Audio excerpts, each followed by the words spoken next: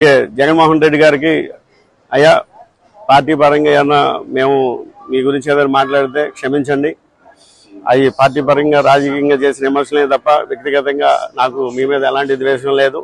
నిజంగా చెప్పాలంటే మీ ధైర్యానికి నేను మెచ్చుకుంటాను.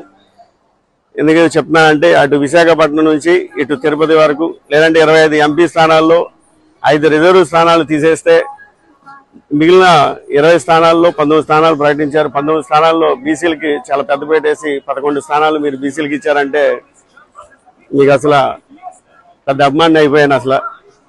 అలాగే మన తెలుగుదేశం ప్రభుత్వం చూస్తే అటు వైజాగ్ నుంచి అటు నెల్లూరు వరకు తీసుకుంటే ఏదర్ ఆధారికి ఓసీలకు ఇచ్చుకుంటా తూతూ మంత్రంగా ఏలూరు నాకు ఇస్తానన్నారు. ఇప్పుడు తీసుకెళ్లి ఎక్కడో కడపలో ఉన్న యాదవ్ని తీసుకొచ్చి ఇక్కడ ఉభయ గోదావరి జిల్లాలో రుద్దడానికి ప్రయత్నాలు జరుగుతున్నాయి.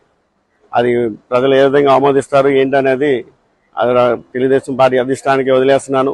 నేనైతే ఎలాంటి విమర్శలు చేయదలుచుకోలేదు. వాళ్ళ విజ్ఞతగా వదిలేస్తున్నాను. ఎందుకంటే నేను కష్ట నష్టాలు అన్ని భరించిన వాడిని, ఎవరు నాకు లేకుండానే నేను ఈ స్థాయికి వచ్చిన వాడిని. నేను అన్ని సావధానంగా తీసుకుంటాను. నా చిరునవ్వుతో ముందుకు వెళ్తానే ఉంటాను. ఎలాంటి బాధ వచ్చినా నేను అలాగే వెళ్తాను. మీ అందరికీ తెలుసు 2 నెలల క్రిందట, 2 నెలలు కాదు 1 నెల కిందట నా భార్య చాలా అత్యవసర ఎమర్జెన్సీ హాస్పిటలైజేషన్ అయితే నేను ఇక్కడ 2-3 రోజులు ఉంటే నా మీద వ్యతిరేక శక్తులు చాలా బాగా పనిచేసినాయి. అలాగే రీసెంట్లీ